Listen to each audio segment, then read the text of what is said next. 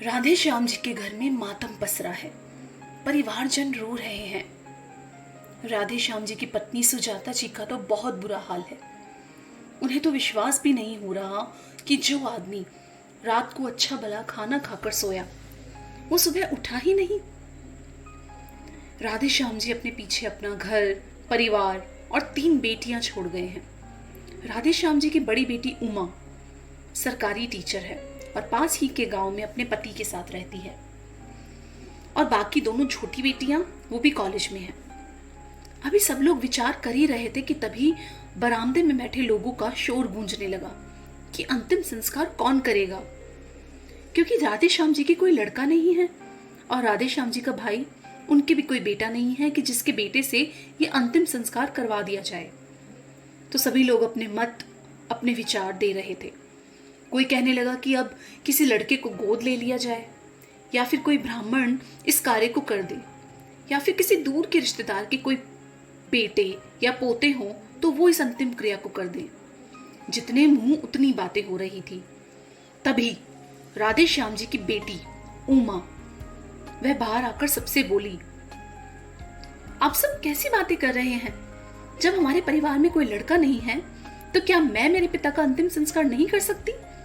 जी हाँ, मैं करूंगी अपने पिता का अंतिम संस्कार। उमा ने सबसे कहा। तभी पीछे से सुजाता जी ने उसका हाथ पकड़ा और बोली, क्या कह रही है वो तुम? तुम्हारा दिमाग तो खराब नहीं हो गया? अंतिम क्रिया क्या कोई लड़की करती है? समाज क्या कहेगा? तुम्हें हमने इतना पढ़ाया लिखाया, लेकिन तुमने समाज के रीति रिवाजों और संस्कारों को माना ही नहीं। उमा, तुम अंदर जाओ। एक लड़की होकर तुम यह नहीं कर सकती। सुजाता जी गुस्से में अपनी बेटी से बोली। तभी और सभी लोगों ने भी अपनी आवाज को बुलंद कर दिया। सही कहा सुजाता जी आपने। उमा यह नहीं कर सकती। लड़की का अंतिम क्रिया करने लगी तो मरने वाले को मुक्ति कैसे मिलेगी?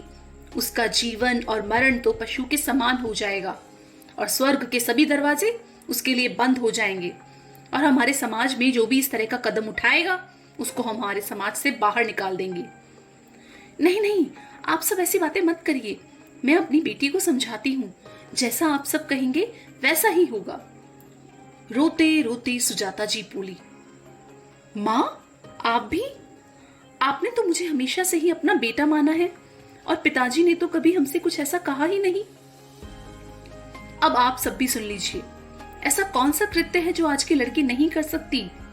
जिस तरह एक माँ अपने बेटे और बेटी में कोई फर्क नहीं करती, उसे अपना दूध पिलाती है, और एक पिता अपने बच्चों का लालन पालन भी समान रूप से करता है।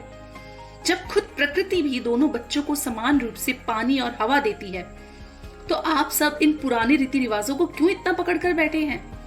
अभी तो सबको मिलकर पुराने नियमों को बदल देना चाहिए। जब आज एक सरकार भी बेटा और बेटी में कोई फर्क नहीं करती, तब आप सब अपनी पंचायत क्यों चला रहे हो?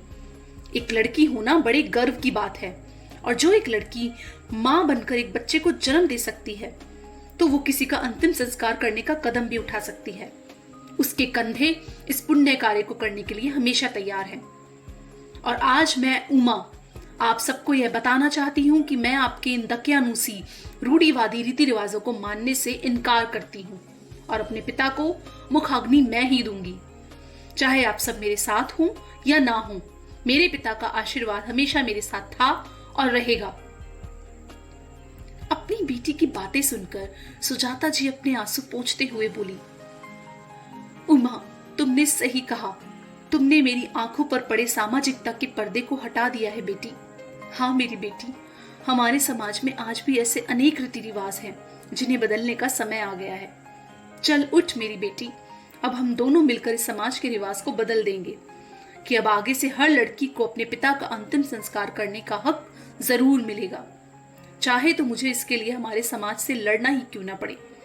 उमा की बात सुनकर सभी परिवार वाले भी उसकी बड़ाई करने लगे और मान गए कि अब से एक बेटी बेटा बनकर अंतिम संस्कार की क्रिया भी कर सकती है। तो दोस्तों, यह कहानी थी विनीता धीमान जी की। यह एक काल्पनिक कहानी थी, लेकिन एक विचार बहुत ही उत्तम है। तो दोस्तों, अपनी राय इस कहानी के लिए जरूर दीजिए। कहानी को लाइक और कमेंट करना ना भूलें। चैनल को सब्सक्राइब भी ज़रूर करें। अगली कहानी के साथ फिर हाजिर होंगे। धन्यवाद।